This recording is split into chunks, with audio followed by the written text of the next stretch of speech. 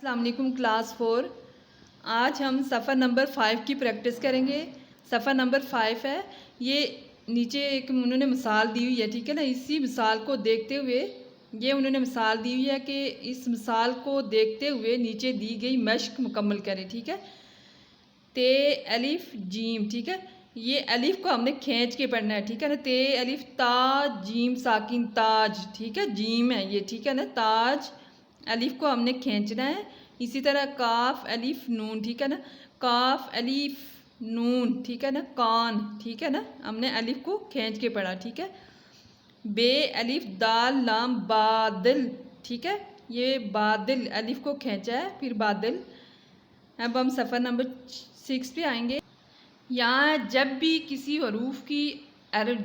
किसी हर्फ की आवाज़ को गोल करना हो, हम इस हर्फ के आखिर में वाव लगाते हैं, ठीक है ना। मसलन ते वाव रे तोड़, ठीक है ना। तोड़, ठीक है। इस वाव को हमने गोल करके पढ़ना है, ठीक है ना। जैसे मीम वाव रे मोर, नून वाव टे नोट, तोए वाव तोए अलिफ तोता, ठीक है ना। तोता, ठीक है। अब सफ़र नंबर 7 पे आए। किसी भी हर्फ की आवाज़ को नीचे की तरफ खींचने के लिए इस लफ्ज़ के आगे ये लगाई जाती है, ठीक है। ये जब भी दो हरूफ के बीच में आती है तो इसकी आवाज़ बारीक निकलती है, ठीक है। मसलन दाल ये नून दिन, ठीक है ना। दाल ये नून दीन, ठीक है ना। दाल ये नून दीन, ठीक है। इसी मिसाल को देखते हुए खाली जगह पूर करें। बे ये सीन 20, चे ये लाम चील। ये जब आखिर में आए तो इसकी आवाज़ यूँ होती है जैसे पे अलिफ पा नून ये नी पानी। बे वाव रे ये बोरी, बोरी पढ़ेंगे। सफ़र नंबर अब हम 8 पे चलेंगे। सफ़र नंबर 8 पे है। जब भी किसी हर्फ के आखिर में ये बड़ी ये आता है तो इस हर्फ की आवाज़ लंबी हो जाती है, ठीक है ना। जैसे ते ये लाम, ते ये लाम तेल, ठीक है। अलिफ ये काफ एक, डे दो आंखों वाली है ये रे डेर, ठीक है ना। डेर। अब ये की आवाज़ कभी कभी किसी लफ्ज़ के आखिर में भी लगाई जाती है। मसलन ते अलिफ ता लाम बड़िए ले ताले, बे अलिफ बा जीम बड़िए ये बाजे बाजे, ठीक है ना। यहाँ आपका सफ़र नंबर 8 मुकम्मल हो गया है। अब हम आगे चलते हैं।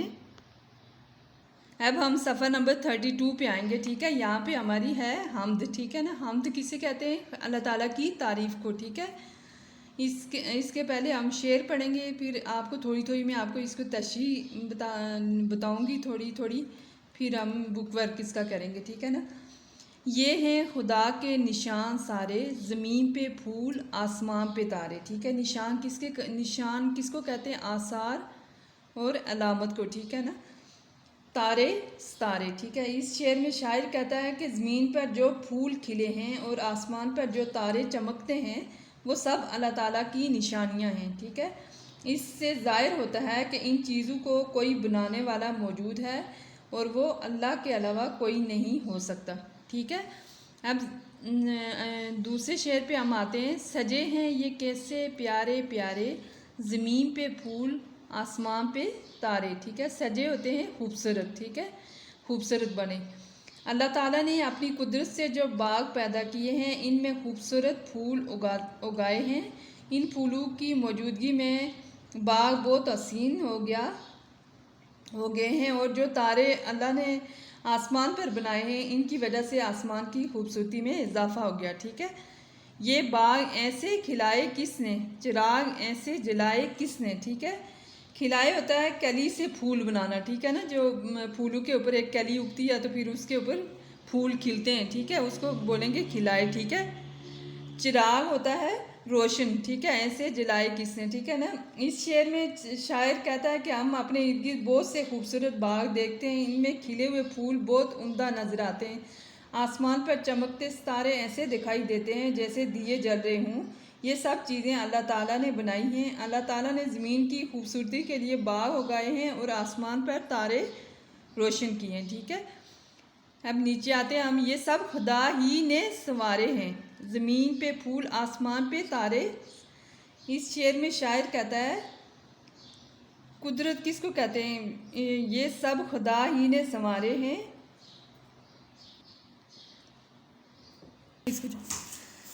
خدا کی قدرت کے گیت گاؤ، خدا کو اپنی دعا سناؤ، ٹھیک ہے۔ قدرت ہوتا ہے طاقت، گیت ہوتا ہے نغمہ، دعا پکارنا، مانگنا، حمد اللہ تعالیٰ کی تعریف، ٹھیک ہے نا۔ اس شعر میں شاعر کہتا ہے کہ اللہ تعالیٰ ہر کام رکھنے کی طاقت رکھتا ہے۔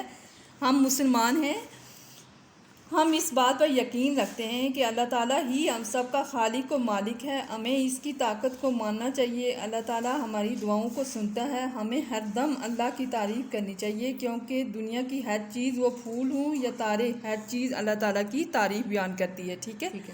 اب ہم صفحہ نمبر 33 پہ آئیں گے، ٹھیک ہے۔ نون شین الف، یہ ہم نے صفحہ نمبر 33 پہ مشق ہے، ٹھیک ہے نا۔ مشکل الفاظ کے جوڑ توڑ سیکھنے سے الفاظ کا املا آسان ہو جاتا ہے، ٹھیک ہے۔ اب ہم اس سبق میں موجود مشکل الفاظ کے جوڑ توڑ کی مشق کرتے ہیں، ٹھیک ہے۔ یہ ہے نون شین الف نون نشان، یہ توڑ ہیں، ہم نے ان کو جوڑ کے لکھا ہے، ٹھیک ہے۔ کاف دال رے تے قدرت، پے دو آنکھوں والی اے، واو لام پھول، سین نون الف واو سناؤ۔ اب ہم سوال نمبر 2 پہ آئیں گے۔ نیچے دیے گئے جملوں میں کچھ الفاظ کے نیچے لکیر لگائی گئی ہے، ان الفاظ کے معنی پر دائرہ بنائیں، ٹھیک ہے۔ جیسے پھل اور پھول خدا کی قدرت کے نشان ہیں۔ قدرت کس کو کہتے ہیں؟ طاقت کو، ٹھیک ہے۔ اللہ تعالیٰ نے تاروں کی صورت میں چراغ روشن کیے، چراغ کس کو کہتے ہیں؟ شمع۔ نمبر 3، زمین پر پھولوں کے ذریعے اللہ نے زمین کو سنوارا، خوبصورت بنایا۔ ساری مخلوق خدا کی حمد کرتی ہے۔ ساری مخلوق، حمد ہوتا ہے اللہ تعالیٰ کی تعریف بیان کرنا، اللہ تعالیٰ کی تعریف کرتی ہے، ٹھیک ہے۔ سوال نمبر 3 ہے، نیچے کچھ الفاظ دیے گئے ہیں، ان الفاظ کے جملے بنائیں، ٹھیک ہے۔ حمد کسے کہتے ہیں؟ ہر پرندہ، اس کا ہم نے جملہ بنانا ہے، ٹھیک ہے نا۔ ہر پرندہ اللہ تعالیٰ کی حمد کرتا ہے۔ سنوارنا، مالی نے باغ میں پھولوں کو سنوار کے رکھا ہے۔ چراغ، رات ہوتے ہی چراغ جل اٹھتے ہیں۔ قدرت، اللہ تعالیٰ ہر چیز پر قدرت رکھتا ہے۔ گیت، میں نے خوبصورت گیت سنا، ٹھیک ہے۔ اب ہم صفحہ نمبر 35 پہ آئیں گے۔ اس کا ہے سوال نمبر 5، درست الفاظ لگا کر خالی جگہ پر کریں، ٹھیک ہے۔ یہ اوپر انہوں نے الفاظ دیے ہوئے، نشان، پھول، قدرت، باغ، پیارے۔ اب ہم یہاں پہ خالی جگہ فل کریں گے۔ سجے ہیں یہ کیسے ڈیش پیارے پیارے، اس ڈیش میں آئے گا پیارے پیارے۔ یہ ہیں خدا کے ڈیش سارے نشان سارے۔ یہ ڈیش ایسے کھلائے کس نے؟ باغ۔ زمین پہ ڈیش، آسمان پہ تارے، پھول۔ خدا کی ڈیش کے گیت گاؤ، قدرت کے۔ صفحہ نمبر 36 پہ اب آئیں گے ہم۔ یہ سوال نمبر 6 ہے۔ آپ کو یاد ہے کہ جب کوئی سوال لکھا جاتا ہے تو اس کے آخر میں کوسچن مارکس، ٹھیک ہے، کوسچن مارکس کی علامت لگائی جاتی ہے، اور جب کوئی جملہ مکمل ہوتا ہے تو اس کے آخر میں ختمہ کی علامت آتی ہے۔ دیے گئے جملوں کے آخر میں درست علامت لگائیں، ٹھیک ہے۔ اللہ نے ساری کائنات بنائی ہے، اس کے آگے کیا آئے گا؟ یہ ختمہ، یعنی یہ ڈیش لگے گی، ٹھیک ہے نا۔ ختمہ کس کو کہتے ہیں؟ یعنی وقف مطلق، یعنی مکمل ٹھہراؤ، ٹھیک ہے۔ کیا آپ نے اپنا کام ختم کر لیا؟ یہ دیکھیں، یہ پوچھا گیا تھا، ٹھیک ہے نا۔ یہ تو ہم نے جملہ مکمل کیا ہے، یہاں انہوں نے سوال کیا ہے کیا آپ نے اپنا کام ختم کر لیا، اس کے آگے ہم نے کیا لگانا ہے؟ Question marks. عدیل باغ میں جا رہا ہے، اس کے آگے ہم نے کون سی علامت لگانی ہے؟ ختمے کی، ٹھیک ہے۔ صبا اپنا سبق یاد کر رہی ہے، اس کے آگے بھی ہم نے ختمے کی علامت لگانی ہے، یعنی یہ سلیش ڈالنی ہے، ٹھیک ہے۔ درخت کے قریب کون کھڑا ہے، اس کے آگے یہ کون، یہ آپ سے پوچھا گیا ہے کہ درخت کے قریب کون کھڑا ہے، اس کے آگے ہم نے کوسچن مارکس لگانا ہے۔ شکریہ۔